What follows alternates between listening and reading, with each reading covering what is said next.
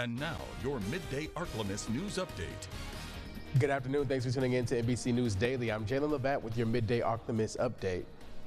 Those charged in Braden Robertson's death are his ex-girlfriend and two others who are now facing the death penalty in this case.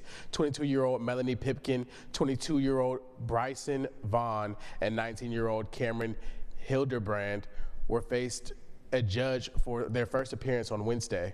All three have been charged with capital murder and tampering with evidence. Pipkin Vaughn have also been charged with aggravated assault and abuse of a corpse, while Hildebrand is looking at additional charges of hindering apprehension or prosecution. All three were appointed a public defender, and all three are also denied bond. Back here in Ouachita Parish last week, a young boy was kidnapped following a late-night ATV ride. The child was later found safe, but the suspect remains on the run. NBC 10's Chelsea Monet reports. 38-year-old Ricky Wayne Knotts has been on the run for just over a week. He's facing felony charges including kidnapping, cruelty of a juvenile, and false imprisonment. On July 23rd, a 9-year-old boy was reported missing after he and Knotts did not return from riding ATVs with their group. The search for the child continued until 4:30 a.m. the next morning when a family member located him along Highway 80 near the Lion Stop convenience store. The child was able to flag her down on the road while Knotts attempted to hide in a nearby field. In their investigation, officers learned that Knotts intentionally evaded law enforcement by forcing the child to hide in wooded areas and ditches throughout the night.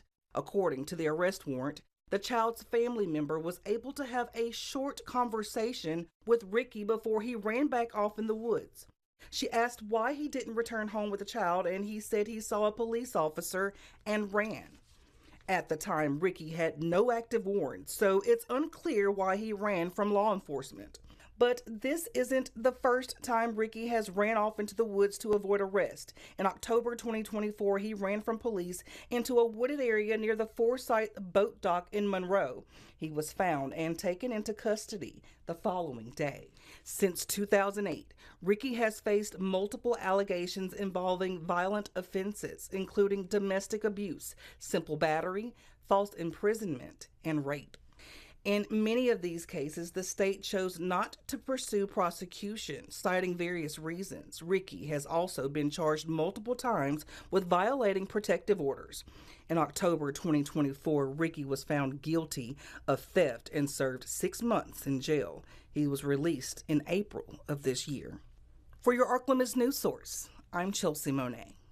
And now, exclusive Storm Tracker Doppler weather with meteorologist Chase Ward.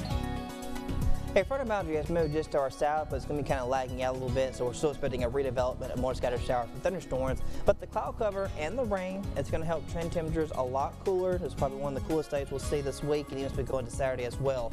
Overnight, we're still going to see clouds that will linger and possibly a few patchy storms down to the south and southwest as we head into tomorrow morning. For Saturday afternoon, more patchy storms still possible to still linger along the I-49 corridor. We'll still kind of keep northerly flow established, which is going to be helping us out with these temperatures. As a matter of fact, a lot of places in South Arkansas may hold out just to the mid-upper 80s for your daytime highs. So nice, welcoming sight for temperatures to be on the cool, considering the excessive heat we have been dealing with. But tonight we're going to fall to around lower 70s with a few leftover storms. Then for tomorrow, we'll possibly still see a few patchy storms, but we're going to be gradually clearing though by Saturday evening and especially going overnight. And by Sunday, we'll be mostly clear, sunshine returns. We'll be holding out in the lower 90 range, but then temperatures gradually climb back up. We'll be pushing around mid-90s around Monday through Tuesday with the temperatures and patchy thunderstorms. And then by late next week on Wednesday and Thursday, we start kind of pushing back to the upper 90s where the heat will once again potentially become more of a problem. We could see more heat advisories and can't rule out the possibility of extreme heat warnings as well as we get close back to near triple digits. Lows will be mostly lower to mid-70s. That's it for your midday update. NBC News Daily continues.